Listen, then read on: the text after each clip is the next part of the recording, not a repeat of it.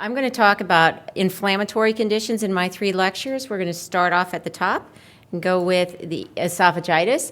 And usually when I talk about inflammatory conditions, I often start with a case because I think that it helps crystallize some of the issues related to a biopsy interpretation in these settings. So the first case is that of a 43-year-old woman with asthma and dysphagia.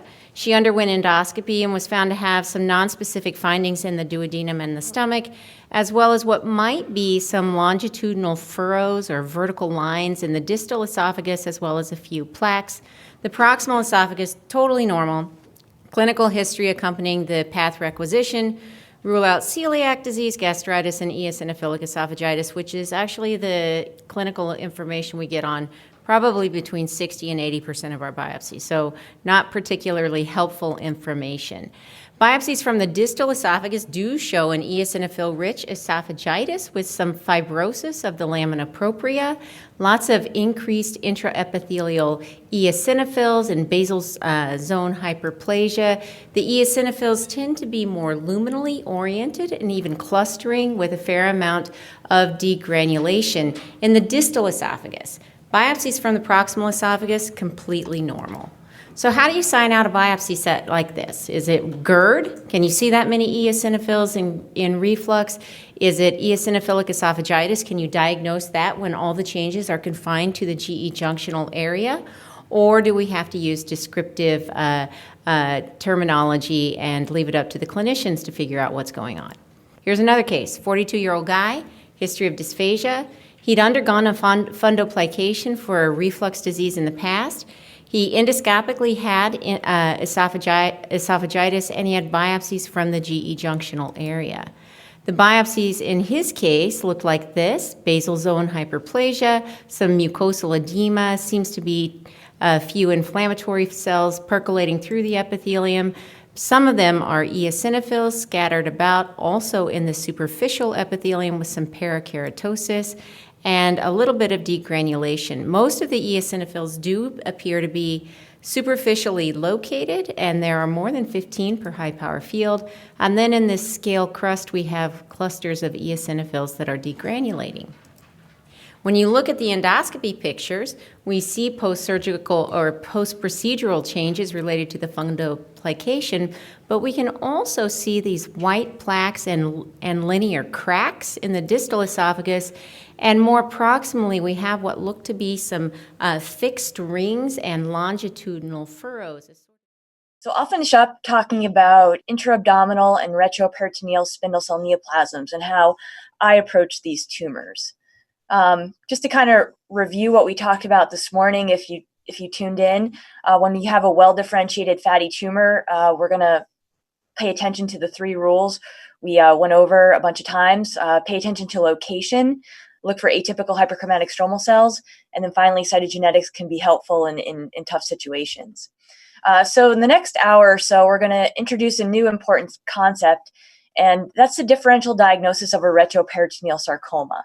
We're going to spend a lot of the talk dealing with that differential, and then we'll finish up looking at some other spindle cell neoplasms that can arise in these sites.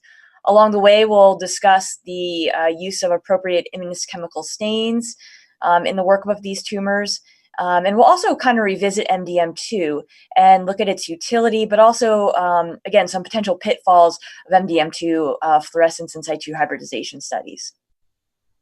So let's move on to the important new differential diagnosis, and that's the differential diagnosis of a retroperitoneal or intra-abdominal sarcoma. And this is assuming that, when you have a pleomorphic malignancy at the site, you want to make sure you're excluding common things first. You want to make sure you're not missing a sarcomatoid carcinoma, melanoma, germ cell tumor in the retroperitoneum. If you're in the pleura or abdominal cavity, think about meso. But once you've excluded all those things and you know you're dealing with the sarcoma, my differential is well-differentiated liposarcoma, dedifferentiated liposarcoma, leiomyosarcoma, and gastrointestinal stromal tumor or GIST. So think about these 4 entities when you have a retroperitoneal or intra-abdominal sarcoma. Let's start out with a case. We have an 80-year-old with a large retroperitoneal mass, and we take a few sections, and this is what we see. we have a biphasic tumor where on the left-hand panel, we recognize this pattern from this morning. We have a proliferation of mature adipose tissue with fibrous septa, and then within the fibrous septa, we have the atypical hyperchromatic stromal cells. So this pattern looks good for well-differentiated liposarcoma, since we're in the retroperitoneum. And on the right, we have what looks like a pleomorphic sarcoma, malignant appearing spindled cells. They're varying sizes and shapes.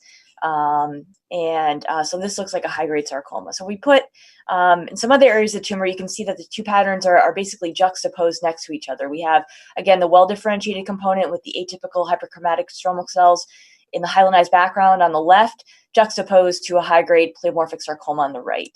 And if we put these two elements together, again, well-diff plus a high-grade sarcoma, that's our definition of dedifferentiated, or that's by diagnosis, dedifferentiated liposarcoma.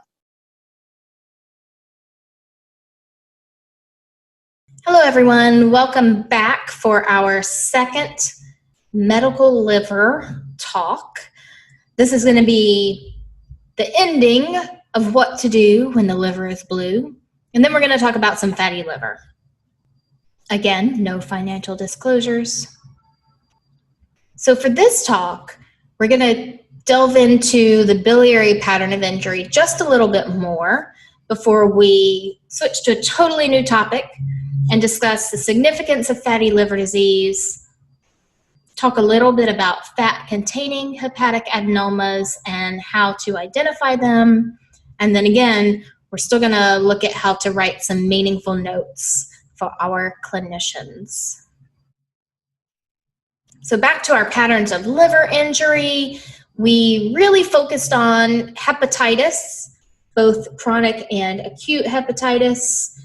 In the first lecture, we started getting into the biliary pattern of injury with a patient who had primary biliary cholangitis and had the ductular reaction, the patchy disease, the injured ducts in our last case. And so we're going to do a little bit more of that, as well as talking about steatosis. So we'll just start with cases. This case I included because it's just too good not to share with as many people as I can. I found it, I learned a lot from this case, and I hope that you will as well. So back to looking on low magnification. What can we tell about this liver biopsy on low magnification? Well, similar to the very first case we looked at together, we have maintained architecture. It appears that we have a portal tract here and a portal tract here, and we have a nice full eosinophilic globule of hepatocytes. We can also tell on low magnification that it's quite inflamed. It is blue.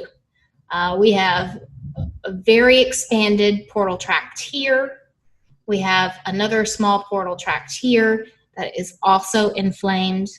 Less going on in the lobule, except we can see, in keeping with the second part of the lecture, that we have a little bit of zone 3 steatosis. When we zoom in onto these portal tracts, we can see that, like all of our other cases, there's a mixed inflammatory infiltrate, lots of lymphocytes, some eosinophils down in there. There's even some plasma cells as well. It does not really appear that there's an interface hepatitis, and you can almost see that best on low power here, where it's just a very smooth expansion. Maybe right here's a little, dicey, but very smooth expansion